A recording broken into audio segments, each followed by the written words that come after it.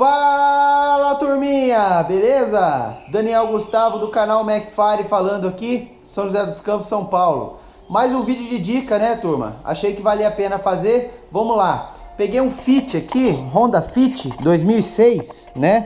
Com barulho na hora de virar o volante, tá? Aquele barulhinho, crac, crac, barulhinho chato, tá? O que acontece? Eu desmontei e percebi que esse rolamento que vai aqui, ó, superior do amortecedor, tá?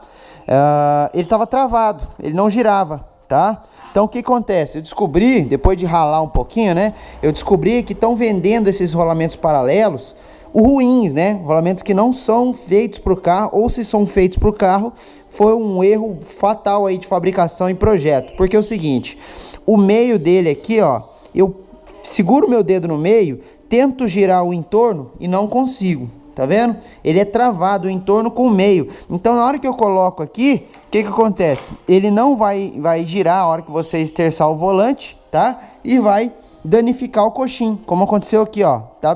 Quase não dá pra ver, mas ele comeu esse meio aqui do coxim.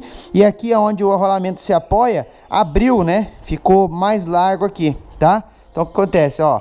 Ele não gira, aqui vai girar porque tá sem a mola, né? Mas a hora que eu pôr a mola, ele não gira corretamente. Então, o certo, esse é o rolamento original, ó. Ó o que acontece, tá vendo?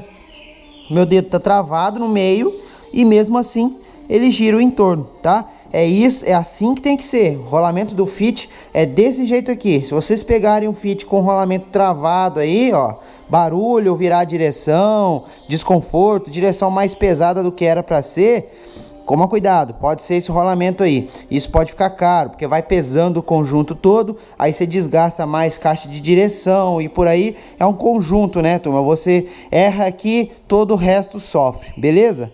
Só um videozinho de dicas rápida aí. Um grande abraço e até o próximo.